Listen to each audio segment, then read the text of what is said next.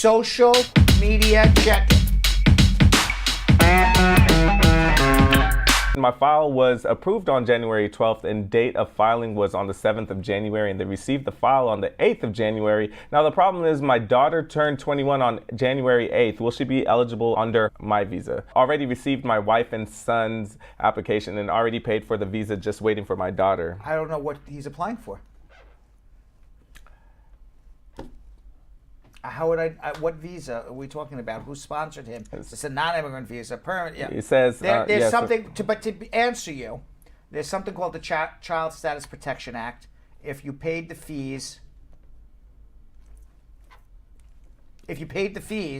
then you're likely under the Child Status Protection Act for your daughter, but I can't guarantee you until I know a lot more about the case. All right, Shireen's saying, question: I got a parking ticket in May, and I paid only $15. Do I have to tell USCIS officer about this? No. I already applied for the citizenship. No. Is it true that immigration fees increased on December 9th? They made a Federal Register notice that says it's going to be increasing. I think it's like 90 days or 45 days, but the increase is happening very, very shortly. Kenny, Ohio, saying I submitted concurrently I-130 and I-485. 485. That's what I thought. Yeah. There's no 488. See, this is how I know I'm learning. That's right. July 2019, did biometrics September 25th. When do I get my work permit, and will I expect the I-130 to be approved, filed by my U.S. citizen spouse? I don't know whether your case will be approved or not. I don't have the slightest idea. Work permits happen about 6 months from the time, or less, from the time you file your adjustment. Kind of reminds me of that question I was thinking about. I filed the I-485, the I-130, the I-864, the I-131. I filed it in Chicago. I moved to New York via train. Mm-hmm. The train was traveling 35 miles an hour. Which way was the smoke going? And I'm like, I don't know, you know? I was like waiting for like something like that. Right. How would I know, you know? Yeah. All right, our next one comes from Tina Jones saying, I want to file for a VAWA. Should I withdraw my current I-485 and file a new one with the I-360? What's the penalty of withdrawing?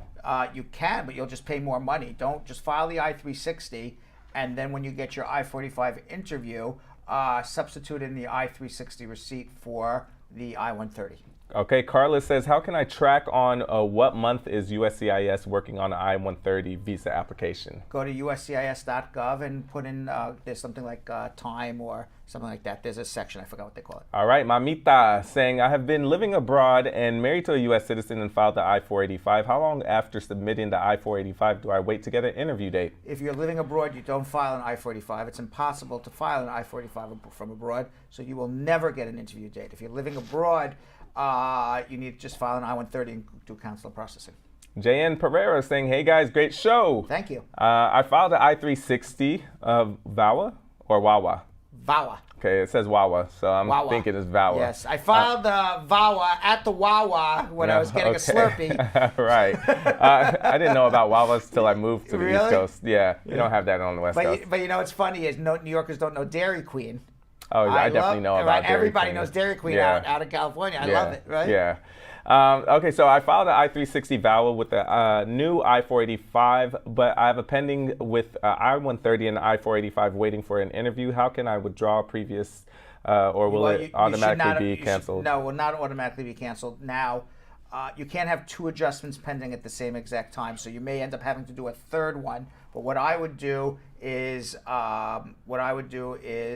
go to your interview for the adjustment on the marriage, and you substitute in the I-360. But now you have a problem because you have two I-485s pending, which is problematic. Sonia is saying, my husband did his citizenship interview and passed. However, they asked that he submit his divorce degree and or decree and current marriage certificate. Will this prevent him from getting his citizenship after submitting the additional documents requested? What was the problem with the marriage certificate?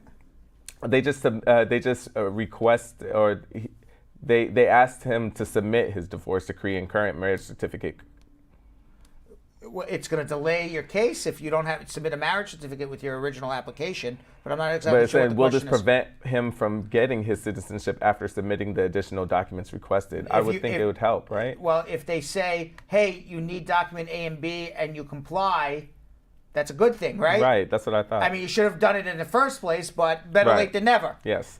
Shaik saying, if a green card holder hasn't received the original card in the mail, can they still do a petition for his unmarried child who's above 21 years old with the current green card number? Yes. Carol Anderson the Tiger saying, wanted to know if you're a green card holder and you have a change of address, should you update the status with USCIS or your stated ID as well if you change the address, and if so, how do you go about doing this? I think we asked this yesterday. Yeah, but you got to do both. You got to do with the state ID and with USCIS. Do both. All right, Tiff saying, with the I-130 now being able to file online, did we ask this yesterday? No. Okay, with the I-130 now being able to file online, how does one proceed with the concurrent filing? Oh, we did ask that, yes. So it looks like a lot of these we asked, so I'm just going to go in the middle. I'm just going to go. Paula. You go, Yo-Yo. I don't know if you know what? I'm going to tell you something. One thing with our show is everybody knows when every time something gets screwed up, we just can't keep it a secret, can we? It's not like we can it's not like we can be like, you know, you see this fire behind Yo-Yo right now? You see the whole studio on fire? Of course it's supposed to be on fire. Right. No! There's a fire! Ah! Right? We do not play run with the punches. Everybody. Yes. Every time there's a screw up, everyone's got to know. Listen, we say that you guys are our co-hosts, you should know. That's right. We don't like to hold anything back. Paula Campbell saying, when a person has a passport, have the visa stamp in the passport and bring the passport for renewal and went back from renewal without the visa stamp back in that passport, what's the cause of it? Did that make any sense? You know what? Can you imagine if I start answering the questions in the same format that the I don't even know what the heck I just read. The car and hat and the glove and the foot with the glove. Let's just go. Green card. Yeah. I mean, that's basically, I'll answer that question exactly how it's asked. There you go. Okay, Mom Vet saying, I have an asylum court in 2 months and my judge approval rate is 85%. Does it mean I have over 85% chance to win my case? No, it means that the judge approves 85% of the cases. Okay. Del Rito. I mean, I'm not a statistician, but it doesn't mean that you're going to have an 85% chance. Right. Del Rito saying, I filed an AOS for my wife. Her priority date is October 4th, 2019. We received the NOA and also the I-693 medical courtesy letter. Still no biometrics appointment. How long is this going to take now? Hopefully not much longer.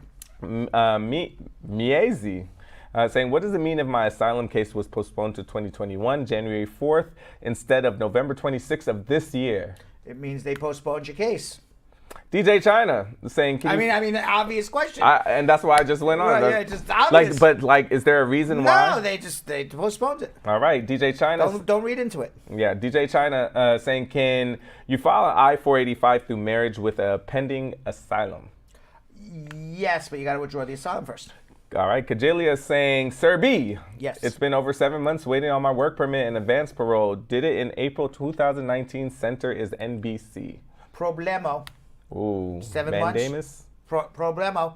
You come see Baby Boy, you see Uncle Brad. Mm-hmm. And if you went to see Baby Boy, you're going to have a problemo again. Yeah. So I was going to say, what are you going to see Baby Boy for? I don't know. But then you go see Uncle Brad. Yeah. Right. I'll take you to Uncle Brad's. Baby Boy, I didn't get my work permit. Follow me to Uncle Brad's. All right, Nyan saying, how long for USCIS to get response of my service request based on my I-765 priority date passed? I don't know. I mean, you're asking me when a government official is going to do their job. Mm-hmm. I don't have that information. Tamika is saying, I filed an I-130 and I-485 from November 7th, 2019. How long before I hear back from USCIS? I don't know. Hear back from what? For your green card, your interview could be 12 to 36 months. Your work permit could be 6 months from the time you file.